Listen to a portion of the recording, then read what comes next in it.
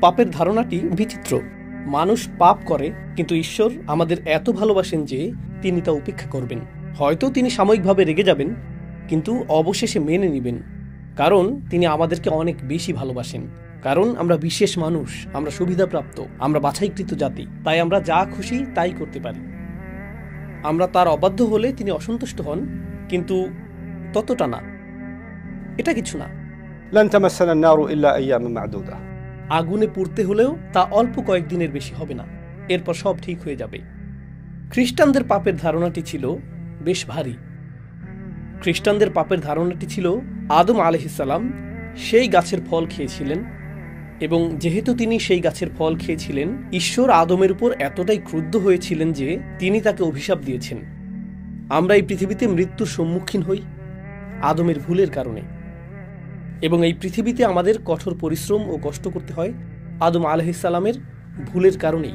এই পৃথিবী অভিশপ্ত, তো তার পাপের কারণে গাছের ফল খাওয়ার সেই আদি পাপ বা প্রথম পাপের ফলে আমরা সবাই এর মূল্য দিচ্ছি এবং দিতেই থাকব।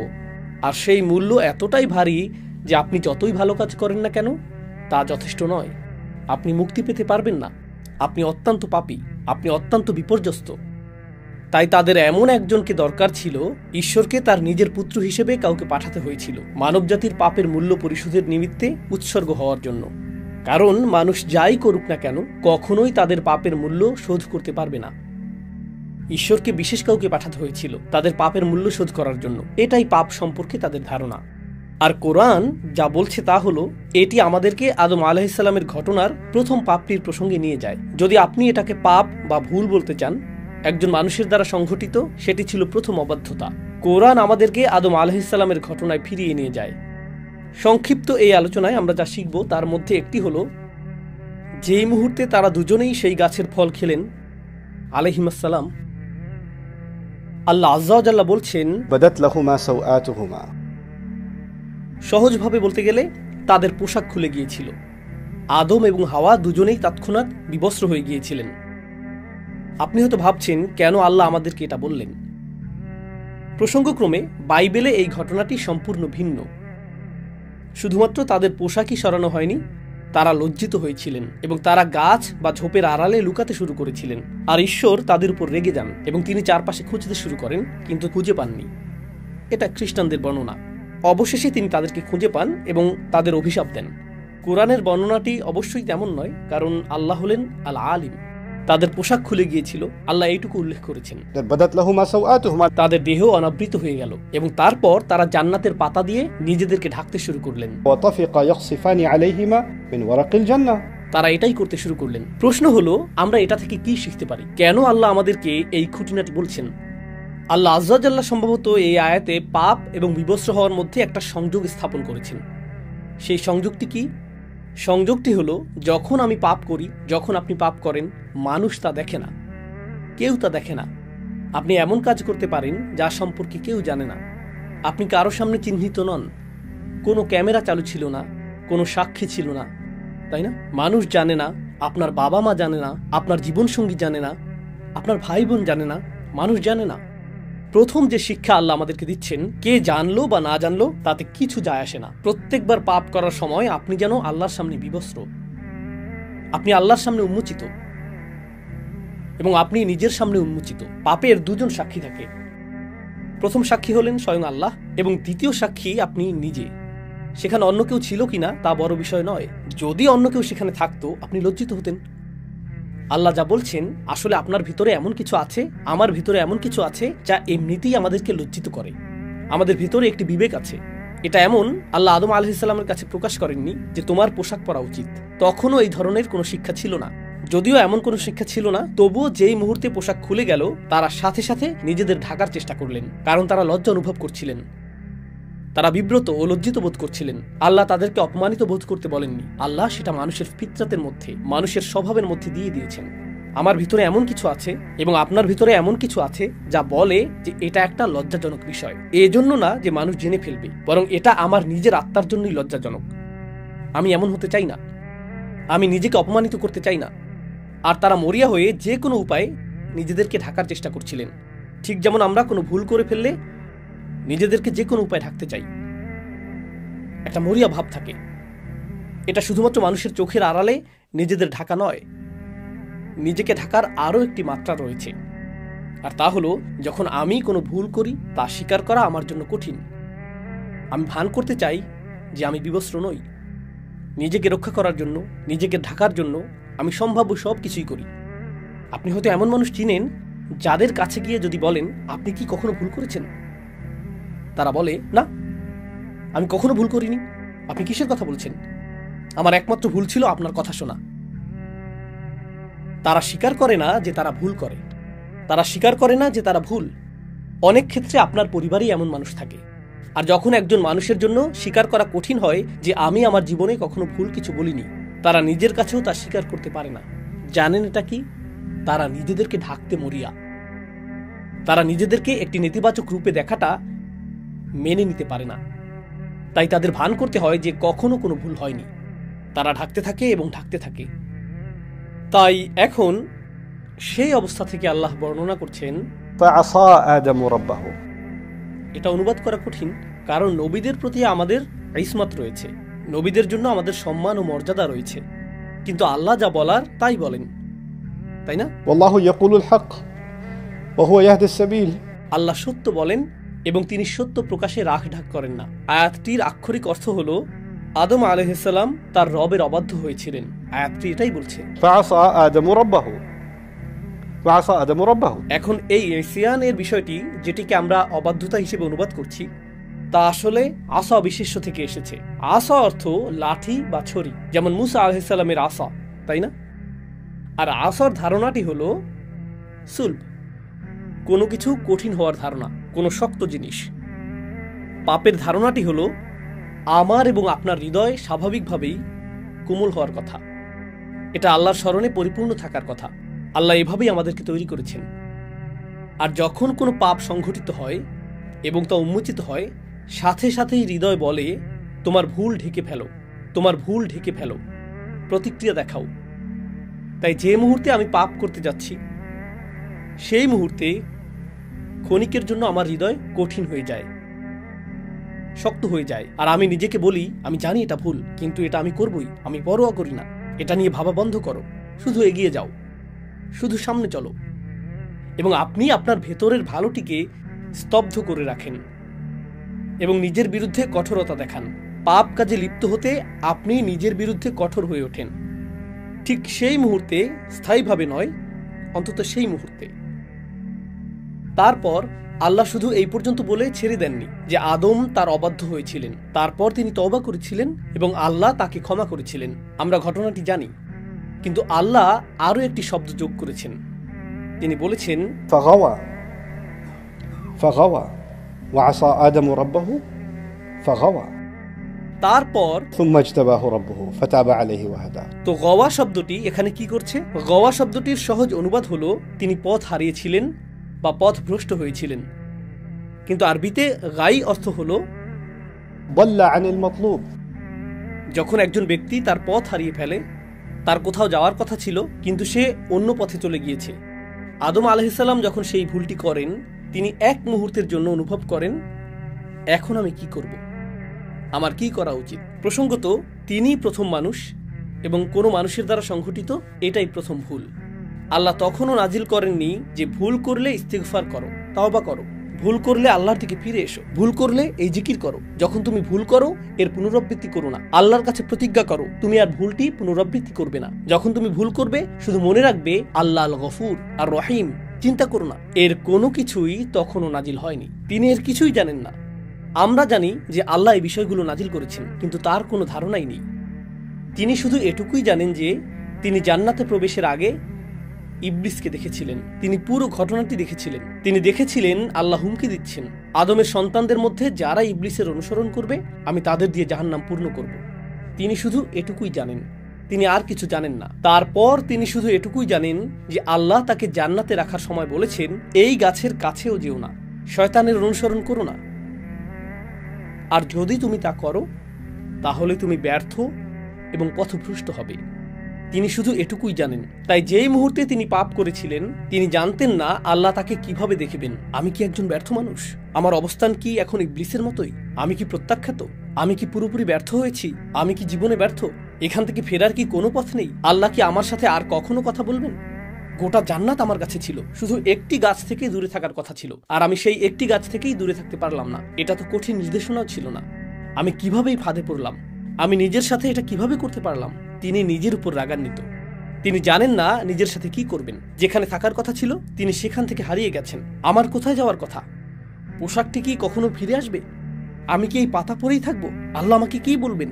এখানে উদ্বেগ রয়েছে, ভয় রয়েছে, রয়েছে আত্মবিচার, রয়েছে লজ্জা, রয়েছে অপরাধবোধ, রয়েছে অনুশোচনা। আল্লাহ আমাদের শেখাচ্ছেন, কারণ সেই পাপটি আপনাদের প্রত্যেকের জন্য, আমার নিজের জন্য এবং আমার পরিবারের প্রত্যেক সদস্যের জন্য। প্রত্যেকবার পাপ করার সময় একটি শিক্ষা হওয়া উচিত। এখন আমি কি করব? আমার কি করার কথা? আল্লাহ এখন আমাকে কিভাবে দেখবেন? আমি তো ভালো ছিলাম। আল্লাহ আমাকে সম্মান দিয়েছেন, আল্লাহ আমাকে ইসলাম দিয়েছেন, আল্লাহ আমাকে হজ করার সামর্থ্য দিয়েছেন, আল্লাহ আমাকে উমরা করার সামর্থ্য দিয়েছেন। আমি কিভাবে এই ভুল করলাম? আদম আলাইহিসসালামের কথা ভাবুন। আল্লাহ আমাকে এত সম্মান দিয়েছেন, সমস্ত ফেরেশতারা সিজদা করেছিল। আল্লাহ আমাকে জান্নাতে একটি স্থান দিয়েছেন, আল্লাহ আমাকে আমার জীবন সঙ্গী দিয়েছেন, আল্লাহ আমাকে এই সমস্ত রিজিক দিয়েছেন। আমি কিভাবে আল্লাহর অবাধ্য হলাম? আমি কিভাবে তা করতে পারলাম? এটাই গাই। গাই শব্দটির আরেকটি অর্থ হলো فصد عن العيش عليه العيش। আল ফাসাদ আলাইহিল আইশ এর অর্থ কোনো ব্যক্তি আর স্বস্তিপূর্ণ জীবনযাপন করছে না। তার পাপ শুধু পাপেই সীমাবদ্ধ নয়, সে আর নিজের সাথেই থাকতে পারছে না। সে গভীর অস্বস্তির মধ্যে রয়েছে, সে স্বস্তি খুঁজে পাচ্ছে না। প্রকৃতপক্ষে গাই শব্দটি এক্ষেত্রেও ব্যবহৃত হয় যখন শিশুকে দুধ দেওয়া হয় এবং কখনো কখনো তার পেট গ্যাসে পূর্ণ ও শক্ত হয়ে যায় এবং সে ব্যথায় কাঁদতে শুরু করে, কারণ সে ঠিকমতো দুধ হজম করতে পারছে না। আর যখন আপনার পেটের সমস্যার কারণে গ্যাস বা ডায়রিয়া বা বমি হয়, অর্থাৎ গ্যাস্ট্রোনমিক্যাল সমস্যা হয়, সেটাকেও আসলে বিগওয়াত বলা হয়। আরবিতে এটাকেও গাই বলা হয়। আল্লাহ যেন বলছেন যে যখন সে এই ভুলটি করে তার ভেতরে কোনো একটি অস্বস্তি তৈরি হয় আর তার ভেতরে কোনো একটা অশান্তি সৃষ্টি হয়। সে নিজের সাথেই সহজ হতে পারে না। فإن له معيشة ضنكا। একই সূরা এসেছে যে আল্লাহ ও তার রাসূলের অবাধ্য হবে, সে একটি অস্বস্তিকর, সংকুচিত, সীমাবদ্ধ জীবনযাপন করবে। পাপ দেখতে ভালো, এটা আকর্ষণীয়, কিন্তু একবার আপনি তা করে ফেললে একটি অসুস্থতা বোধ চলে আসে। ঠিক যেমন মানুষ মাতাল হলে পরের দিন অসুস্থতা দেখা দেয়, একই সাথে পরিণতিও আসে। এটাই ফিতরা যা আল্লাহ সৃষ্টি করেছেন। যে কোনো বিষাক্ত জিনিস, আপনি হয়তো কোনো এক মুহূর্তে কোনো মাদক বা অ্যালকোহল বা অন্য কিছু থেকে এক ধরনের উন্মাদনা পেতে পারেন, অথবা জুয়া বা অন্য কিছু থেকে আপনি উত্তেজনা পেতে পারেন, কিন্তু এর প্রভাব কেটে যাওয়ার পর দেখতে পান যে আপনি এখন ঋণী। মানুষ আপনাকে খুঁজে বেড়াচ্ছে আর আপনি আপনার পরিবারকেও ধ্বংস করে দিয়েছেন। এমন একজনের সাথে আমার সাক্ষাৎ হয়েছিল যার মদ্যপানের অভ্যাস ছিল। সে বলল, আমি মদ্যপান ছেড়ে দিয়েছি। কেন? কারণ একদিন সকালে আমি ঘুম থেকে উঠে দেখি আমার হাতে রক্ত মাখা, আর আমি জানতামও না এটা কার রক্ত। রাস্তা দিয়ে হাঁটার সময় যে লোকটি আসছে, এটা কি সেই লোক যাকে আমি মেরেছিলাম? এখন কি সে আমাকে মেরে ফেলবে? তাই আমি সারাদিন ভয়ে ভয়ে ঘুরে বেড়াতাম, কারণ আমি জানি না কাকে আমি মেরেছিলাম। সুবহানাল্লাহ। তারা এর মধ্যেই বাস করে। আপনি একটি পাপ করেন এবং এর সাথে আসে এক অস্বস্তিকর জীবন, এর সাথে আসে এই অস্থিরতা। আদম আলাইহিস সালাম এই অস্থিরতার মধ্যেই ছিলেন। এটা বোঝা জরুরি, কারণ যখন আপনি সেই অস্থিরতার মধ্যে থাকেন এবং আপনি পথ হারিয়ে ফেলেন, তখন আপনার মনে হয় আপনার আশা শেষ, নিজেকে মুক্ত করার জন্য আপনার কিছুই করার নেই, যা আসলে একটি খ্রিস্টান ধারণা। আদম সেই ফল খেয়েছিলেন, তা আমি আপনাদের আগেই বলেছিলাম। তার মুক্তি এখন অসম্ভব। এর সংশোধনের জন্য তার কিছুই করার নেই। আপনি যতই ভালো কাজ করুন না কেন, আপনি সব কিছু নষ্ট করে ফেলেছেন। আপনি যতই প্রার্থনা করুন, যতই দান করুন, যতই তওবা করুন, আমি জানি আপনি আসলে কি। আমি জানি আপনার ভিতরের শয়তানি। আপনি যথেষ্ট ভালো নন, আপনার সকল কাজ মূল্যহীন। আর জানেন, ইবলিস এই ধারণাটি মুসলিমদের কাছে বিক্রি করতে খুব পারদর্শী। ঠিক গতকাল একজনের সাথে আমার সাক্ষাৎ হয়েছে, যে আমাকে বলেছে, আমি কোরআন তেলাওয়াত করি, আমি ইবাদত করি, আমার মনে হয় আমি আল্লাহর সাথে সংযুক্ত নই, এর কোনো কিছুই কোনো কাজে আসছে না। আপনার কি মনে হয় এই ধারণাটি কোথা থেকে এসেছে? সে এমনকি বলেছে, আমি অন্য মানুষকে দেখি, তারা কোরআন তেলাওয়াত করে, তারা ইবাদত করে, তারা আমার চেয়ে অনেক বেশি ভালো কাজ করে। আপনার এই ধারণা কোথা থেকে আসে? আপনি ভাবেন তারা ভালো কাজ করছে, আর আপনার আমল কোনো কাজেই আসছে না। তুলনার এই ধারণা কে চায় আপনি তুলনা করেন? ইবলিস চায় আপনি তুলনা করেন, কারণ সে তুলনা করেছিল।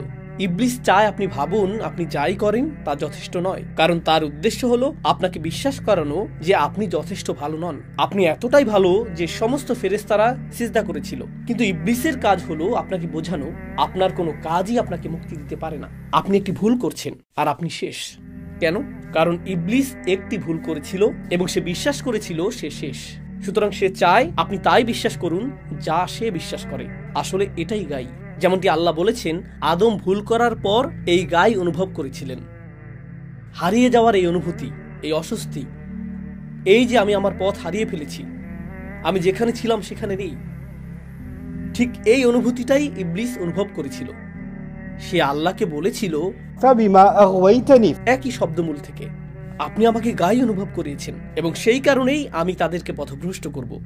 সে অনুভব করেছিল যে সে গাইয়ের অভিজ্ঞতা লাভ করেছে, তাই সে চায় আদম সন্তানেরা এবং স্বয়ং আদমও গাইয়ের অভিজ্ঞতা লাভ করুক। فغوى এবং এই দুর্বল মুহূর্তে খ্রিস্টানরা বলে আপনার মুক্তি অসম্ভব। আমি আরেকটি প্রোগ্রামে দর্শকদের বলেছিলাম যে আপনি যদি বিশ্বজুড়ে পুরনো গির্জাগুলিতে যান, আপনি লক্ষ্য করবেন বিশেষ করে ক্যাথলিক গির্জাগুলোতে তাদের জানালাগুলো খুবই অন্ধকার। তাদের জানালায় কালো দাগ থাকে। দেখবেন ভবনটি খুবই অন্ধকারাচ্ছন্ন, খুব উঁচু ছাদ, আর ভেতরে প্রবেশ করলে আপনি এক প্রকার ভয় পেয়ে যাবেন। বড় গির্জা আছে এমন শহরগুলিতে, যদি কখনো ঘুরে থাকেন, যদি আপনি কোনো মসজিদের কাছে যান, আপনি স্বস্তি অনুভব করবেন। কোনো গির্জার পাশ দিয়ে হেঁটে গেলে হাঁটার গতি বাড়িয়ে দেন, তাই না? আপনি যদি একটি বড় গির্জায় প্রবেশ করেন, দেখবেন সেখানে অনেক অন্ধকার। সামনের দিকেই যিশু অথবা মেরির কোনো চিত্র বা দেয়ালে খোদাই করা মূর্তি থাকে এবং সেটি সবসময় সাদা বা স্বচ্ছ কাচ দিয়ে করা হয়, কালো কাচ নয়। কেন? কারণ তারা চায় সেখান থেকে সূর্যের আলো ভেতরে আসুক, যাতে আপনি অনুভব করেন যে আপনার জীবন অন্ধকারে ঘেরা এবং আলো একমাত্র যিশুর কাছেই রয়েছে। ইসলামে এই ধারণাটি এরকম, মূলত আপনার ভেতরে একটি আলো রয়েছে, আপনার ভেতরে একটি ফিতরা রয়েছে এবং সেই প্রত্যাদেশ আল্লাহ আমাদের যে বার্তা দিয়েছেন সেটিও আলো। আপনার ভেতরের আলো আল্লাহর বাণীর আলোর সাথে মিলিত হয়। আল্লাহ এটিকে বর্ণনা করেছেন নূরুন আলা নূর হিসেবে। তিনি এটিকে এভাবেই বর্ণনা করেছেন। তাদের ধারণা হলো আপনি অন্ধকারে রয়েছেন এবং আলো খুঁজে পাওয়ার একমাত্র মাধ্যম এমন কেউ যাকে রক্তাক্ত করে উৎসর্গ করা হয়েছিল। সুবহানাল্লাহ। আল্লাহ আমাদের চমৎকার একটি ধর্ম দিয়েছেন, যেখানে আমরা ভুল করলেও এর অর্থ এই নয় যে আমাদের আলো অদৃশ্য হয়ে গেছে। এর অর্থ এই নয় যে আমরা এখন শেষ হয়ে গেছি, আমরা ভেঙে পড়েছি। প্রকৃতপক্ষে সূরা নূরে যখন কেউ অনেক পাপ করে, আল্লাহ তার পাপকে এমন কারোর সাথে তুলনা করেছেন যে সমুদ্রের মধ্যে ডুবে যাচ্ছে, অন্ধকার রাতে, ঝড়ের কবলে, আকাশে মেঘ আর পানিতে আলো প্রবাহের সমস্যা হলো। আপনি যত গভীরে যাবেন তত অন্ধকার হতে থাকবে, তত অন্ধকার হতে থাকবে, তত অন্ধকার হতে থাকবে। এবং আপনি যখন সমুদ্রের গভীরে পৌঁছে যাবেন, সেখানে রয়েছে সুনামির ঢেউয়ের উপর ঢেউ, তাই না? موج من فوقه سحاب। আল্লাহ এভাবেই বর্ণনা করেছেন, সে তলদেশে রয়েছে। এখন এই ব্যক্তিটি সমুদ্রের তলদেশে, সেখানে কোনো আলো নেই। আর তারপর আল্লাহ বলছেন, إذا أخرج يده لم يكد يراها। তিনি বলেননি যে, إذا أخرج يده لم يرها। তিনি বলেছেন যখন সে সমুদ্রের তলদেশে হাত বের করে, আপনি ভাবতে পারেন যে আল্লাহ বলবেন হাত বের করলে, এমনকি সে তার হাতও দেখতে পায় না। আল্লাহ বলছেন যখন সে হাত বের করে, সে প্রায় তার হাত দেখতে পায় না, এমনকি তখনও সে তার হাত কিছুটা দেখতে পায়। দেখার জন্য আপনার আলো প্রয়োজন। আর আল্লাহ বর্ণনা করছেন যে আপনি সমুদ্রের তলদেশে আছেন যেখানে কোনো আলো নেই। তাহলে আলোটা আসছে কোথা থেকে? আপনি কিভাবে আপনার হাত কিছুটা দেখতে সক্ষম হচ্ছেন? আপনার ভেতরে একটি আলো রয়েছে, আপনার ভেতরে একটি আলো রয়েছে এবং সেই আলোই আপনার এবং আমার তওবা করার জন্য যথেষ্ট। এখন আমি আপনাদের থেকে বিদায় নেওয়ার আগে আল্লাহর এই বাণীগুলোকে লক্ষ্য করুন। আল্লাহ বলেছেন আদম পিছলে গিয়েছিলেন, তিনি পতিত হয়েছিলেন, তিনি পথ হারিয়েছিলেন আলাইহিস সালাম। তিনি জানেন না তিনি কি করবেন, তিনি এমনকি জানেন না কিভাবে আল্লাহর কাছে ক্ষমা চাইতে হয়, তিনি এমনকি জানেন না যে কি করলে আল্লাহ সন্তুষ্ট হবেন। আর আল্লাহ বলছেন فاجتباه ربه فتاب عليه وهدى ثم هدى। তিনি বললেন ثم اجتباه ربه। অতঃপর তার রব তাকে মনোনীত করলেন, তাকে বেছে নিলেন। কেন আল্লাহ এমন কাউকে বেছে নেবেন যে ব্যর্থ হয়েছে? আপনি তো সফল মানুষদের বেছে নেন। আপনি এমন কাউকে বেছে নেন যে কিছু অর্জন করেছে, তখনই আপনাকে বেছে নেওয়া হয়। আপনি সেরা মানুষ বেছে নেন। আপনি এমন মানুষ বেছে নেন যারা ভুল করে না, আল্লাহ বলেছেন তিনি আদম আলাইহিসসালামকে ঠিক সেই মুহূর্তে বেছে নেন যখন তিনি ভুলটি করেছিলেন।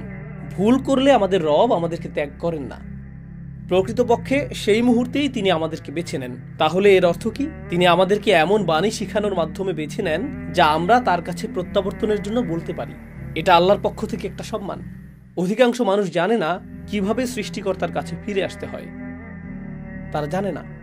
এবং আদম আলাইহিসসালামকে সেই শব্দগুলো দেয়া হয়েছিল, ربنا ظلمنا أنفسنا وإن لم تغفر لنا وترحمنا لنكونن من الخاسرين। তাকে এই অসাধারণ শব্দগুলো প্রদানের জন্য বেছে নেওয়া হয়েছিল। আমরা নিজেদের উপর জুলুম করেছি, আর আপনি যদি আমাদের ক্ষমা না করেন এবং আপনার করুণা না দেখান তবে আমরা অবশ্যই ক্ষতিগ্রস্তদের অন্তর্ভুক্ত হব। কি চমৎকার কথা! আদম আলাইহিসসালামকে জান্নাত থেকে বের করে পৃথিবীতে নামিয়ে দেয়া হয়েছিল।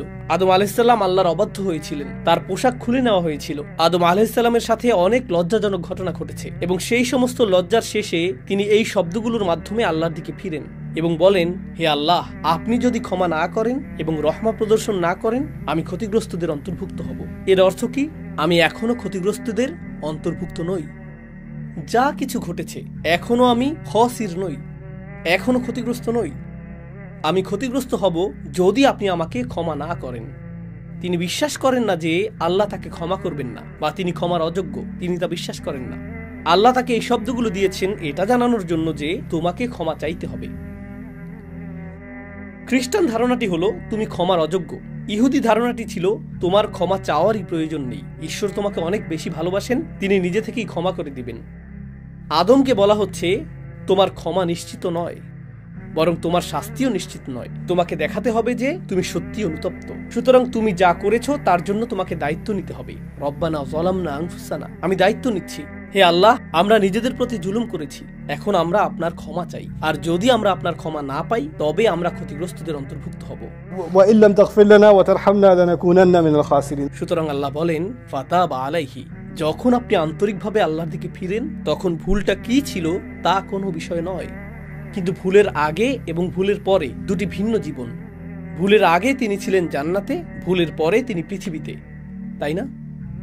ভুলের আগে আপনি যা খুশি খেতে পারতেন, যেখানে খুশি যেতে পারতেন, إنك لا تظمأ فيها ولا تضحى। কোনো তৃষ্ণা নেই, ক্ষুধা নেই। এটা ছিল ভুলের আগের জীবন। ভুলের পরে ছিল পরিশ্রম, পরিবর্তিত আবহাওয়া, বিপদ আপদ। জীবন এখন ভিন্ন। আপনি হয়তো বলতেন আল্লাহ আমাকে কত ভালোবাসতেন, জান্নাত ছিল আমার, আর এখন আমাকে এই পৃথিবীতে থাকতে হচ্ছে, জীবন এখানে কঠিন। ইস, আমি যদি কখনোই ভুল না করতাম। না না না না না না, আপনি অনুশোচনা নিয়ে পেছনে ফিরে তাকান না এবং বলেন না আমি পড়ে গিয়েছিলাম। এর অর্থ শুধুমাত্র এই যে একটি ভুলের পরে আল্লাহ আপনাকে একটি নতুন বাস্তবতা দেন এবং এখন আপনাকে সেই নতুন বাস্তবতার মুখোমুখি হতে হবে। আগামীকাল হবে আরেকটি বাস্তবতা, পরশু হবে আরেকটি বাস্তবতা। প্রতিটি নতুন বাস্তবতার সাথে আপনি হয়তো ভিন্ন ধরনের ভুল করার চ্যালেঞ্জের সম্মুখীন হবেন। আপনি এবং আমি যখন জীবনে যাত্রা অব্যাহত রাখব, নতুন ধরনের চ্যালেঞ্জ আসতে থাকবে, নতুন ধরনের ভুলের সুযোগ আসতে থাকবে এবং আমরা সেগুলো এড়ানোর জন্য সর্বোচ্চ চেষ্টা করব। কিন্তু কখনো কখনো আমরা পিছলে যাব এবং পড়ে যাব। আর যখন আমরা পিছলে যাই এবং পড়ে যাই, আমরা বলবো না যে ইস, গত রমজান আমি কত ভালো ছিলাম, আমি জানি না এখন আমার কি হয়েছে। আমি যখন হজ করেছিলাম তখন অনেক ভালো ছিলাম, আমি আল্লাহর অনেক কাছাকাছি ছিলাম, জানি না কিভাবে সব তালগোল পাকিয়ে ফেলেছি, আমি এখন একজন ব্যর্থ মানুষ। আপনি পেছনে ফিরে তাকাতে থাকবেন না এবং বলবেন না যে আগের অবস্থা ভালো ছিল, এখন কি হলো। কারণ যদি তেমনটা ঘটতো, আদম আলাইহিসসালাম পেছনে ফিরে তাকাতেন, ও মাই গড, জান্নাতের ফল কত চমৎকার ছিল, এখন আমাকে এই কলা খেতে হচ্ছে। তিনি জীবনকে সেভাবে দেখেননি। তিনি শুধু বুঝেছেন আল্লাহর কাছ থেকে তার শুধুমাত্র এখন ক্ষমাই প্রয়োজন এবং সেই ক্ষমা পাওয়ার সবচেয়ে সহজ উপায় হলো শুধু আন্তরিকভাবে আল্লাহর কাছে ক্ষমা চাওয়া এবং নিজের জীবন নিয়ে এগিয়ে যাওয়া। সামনে এগিয়ে চলা, পেছনে নয়, সামনে এগিয়ে যাওয়া। তিনি এমনকি আল্লাহকে কখনোই জিজ্ঞেস করেননি, হে আল্লাহ, আমি কি জান্নাতে ফিরে যেতে পারি? আমি দুঃখিত, আমি কি ফিরে যেতে পারি? তিনি তা করেননি, কারণ আল্লাহ মানুষকে পেছনে যাওয়ার জন্য তৈরি করেননি, আল্লাহ মানুষকে সামনে যাওয়ার জন্য তৈরি করেছেন। আমরা এগিয়ে যাই, আমরা পেছনে যাই না। সুতরাং ওয়া ইল্লাম তাগফির লানা ওয়া তারহামনা লানাকুনান্না মিনাল খাসিরিন। যখন তিনি তওবা করলেন, আল্লাহ বলেন ফাতাবা আলাইহি, আল্লাহ তার তওবা কবুল করলেন। আল্লাহ বলেননি আমাকে তোমার এত কুরবানি এবং এত রক্ত এবং এত কিছু দিতে হবে। না না না না, কোনো জটিলতা নেই। যখন আপনি আল্লাহর কাছে ফিরে আসেন এবং ক্ষমা চান, এটুকুই যথেষ্ট, এটা যথেষ্ট, তওবা সম্পন্ন। এবং শুধু তাই নয়, এরপর আল্লাহ বলছেন ওয়াহাদা, তারপর আল্লাহ তাকে পথ দেখিয়েছেন। ঠিক আছে, তুমি যে ভুল করেছো আমরা এখন তা পার করে এসেছি, বরং এখন থেকে আমি তোমাকে তোমার জীবনযাপনের জন্য নির্দেশনা দিচ্ছি। এখন থেকে আমি তোমাকে সাহায্য করছি, আমি তোমাকে আবার উঠে দাঁড়াতে সাহায্য করছি। এটি এমনই চমৎকার ধর্ম যে যখন কোনো ব্যক্তির পদস্খলন ঘটে আল্লাহ তাকে বেছে নেন, فاجتباه ثم اجتباه ربه তারপর তিনি তার তওবা কবুল করেন। তিনি বলেন কোনো সমস্যা নেই। তিনি শুধু তার তওবাই কবুল করেন না, তিনি তাকে নতুন উচ্চতায় নিয়ে যান। يرفع الله الذين آمنوا منكم والذين أوتوا العلم درجات আল্লাহ তোমাদের মর্যাদা বৃদ্ধি করবেন। তোমাদের মর্যাদা বৃদ্ধি করার অর্থ কি? তোমরা আগে নিম্নতর মর্যাদায় ছিলে, তারপর তোমরা আরো উঁচুতে উঠবে। আপনি যদি ইতিমধ্যে উঁচুতে থাকেন তখন তো আর উপরে ওঠার প্রয়োজন নেই। উঁচুতে যাওয়ার জন্য আপনাকে নিচু কোনো স্থানে থাকতে হবে। তাই যখন আমরা ভুল করি আমরা আল্লাহর আরো নিকটবর্তী হওয়ার সুযোগ পাই। আমরা হেদায়েতের পথে নিজেকে প্রতিজ্ঞাবদ্ধ রাখার সুযোগ পাই। শুধু তওবার দোয়া করাই যথেষ্ট নয়, এটা যথেষ্ট নয়। এই বিষয়টি দিয়েই আমি উপসংহার টানছি। আয়াতটি বলছে আমাদেরকে আল্লাহর কাছে ক্ষমা চাইতে হবে এবং তারপর আমাদেরকে আল্লাহর হিদায়াত গ্রহণ করতে হবে। এর দুটি অংশ, ক্ষমা চাও এবং তারপর তার হিদায়াত গ্রহণ করো। আদম আলাইহিস সালামকে পৃথিবীতে পাঠানোর সময়ও তিনি এটাই বলেছিলেন, فإما يأتينكم مني هدى فمن تبع هدايا فلا خوف عليهم ولا هم يحزنون। অবশ্যই হেদায়েতের প্রতি প্রতিজ্ঞাবদ্ধ থাকবে। এই আয়াতেও তিনি তার তওবা কবুল করেছেন এবং তারপর তাকে হেদায়েত দিয়েছেন। অনেক মুসলিমের ক্ষেত্রে যা ঘটে তারা কোনো হেদায়েত ছাড়াই তওবার প্রতি আসক্ত হয়ে পড়ে। আমি পাপ করেছি তাই এই বছর আমাকে উমরা করতে হবে। আচ্ছা, এটাই আপনার তওবা? দারুণ। আমি ইতিকাফে বসবো, এটাই আমার তওবা। আর তারপর একই ভুল, তারপর তওবা, তারপর একই ভুল, তারপর তওবা। এখানে যা অনুপস্থিত তা হলো তওবার পরে হেদায়েতের প্রতি প্রতিজ্ঞাবদ্ধ হওয়া উচিত, তাই না? সেই অংশটি অনুপস্থিত। তাই আপনি তওবা এবং পাপের মধ্যে দুলতে থাকেন। আল্লাহ বলেছেন, وليست التوبة للذين يعملون السيئات। তওবা তাদের জন্য গ্রহণযোগ্য নয় যারা একই পাপ বারবার করতে থাকে। আপনি এটা নিয়ে তামাশা করছেন। আপনি পাপ করেই যাচ্ছেন, এরপর তওবা করছেন, এরপর করেই যাচ্ছেন, আর তওবা করছেন। নিজেকে বিকশিত করছেন না। আপনি ভুল থেকে শিক্ষা নিচ্ছেন না। আপনাকে ভুল থেকে শিখতে হবে, এটিকে আপনার শিক্ষা হিসেবে দেখতে হবে। এখন আপনার কাছে হিদায়াত রয়েছে, আপনি পরবর্তী পদক্ষেপ গ্রহণ করুন। আগামীকাল হয়তো ভিন্ন ধরনের ভুল হবে, কিন্তু আপনি যদি একই ধরনের ভুলের পুনরাবৃত্তি করতে থাকেন এর অর্থ আপনি এবং আমি শিখতে অস্বীকৃতি জানাচ্ছি। এর অর্থ এটাই। সেক্ষেত্রে আমরা আল্লাহর হিদায়াত গ্রহণ করছি না। সুতরাং আমি প্রার্থনা করি আল্লাহ যেন আমাদেরকে হতাশায় নিমজ্জিত না করেন যখন আমরা ভুল করি, যেমনটি খ্রিস্টানরা করে থাকে। আমরা যেন এমন মানুষ না হই যারা মনে করে আমরা যদি চরম বেদনার মধ্যে দিয়ে না যাই আল্লাহ আমাদের ক্ষমা করবেন না, কারণ এই ধর্মটি তেমনটা নয়। একই সাথে আমি আশা করি আমরা যেন এমন মানুষ না হয়ে যাই যারা তওবাকে হালকাভাবে নেয়, যেমনটি অন্যান্য জাতিরা করেছিল। তাদের এর প্রয়োজন নেই। এটা প্রায় এমন যেন এটা স্বয়ংক্রিয়ভাবে দেওয়া হবে। আমরা তো এমনিতেই বাছাইকৃত জাতি। কিছু মানুষের মনোভাব এরকম, আমরা মুহাম্মদ সাল্লাল্লাহু আলাইহি সাল্লামের উম্মত। শেষ পর্যন্ত আল্লাহ আমাদেরই ভালোবাসেন, তিনি আমাদের বাছাই করেছেন, তাই চিন্তিত হওয়ার কিছু নেই। তো লান তামাসসানান নারু ইল্লা আইয়াম মাদুদাত, এই আয়াতের মুসলিম ভার্সনও রয়েছে। আমাদের সঠিক ধারণা থাকা প্রয়োজন পাপ সম্পর্কে, সঠিক ধারণা থাকা প্রয়োজন মুক্তি সম্পর্কে, সঠিক ধারণা থাকা প্রয়োজন পুনরায় উঠে দাঁড়ানো সম্পর্কে। আমি দোয়া করি আল্লাহ যেন আমাদের প্রত্যেককে পুনরায় উঠে দাঁড়াতে এবং তার আরো নিকটবর্তী হতে সাহায্য করেন এবং আমাদের সমস্ত ভুল ক্ষমা করে দেন। بارك الله لي ولكم في القرآن الحكيم ونفعني وإياكم بالآيات والذكر الحكيم.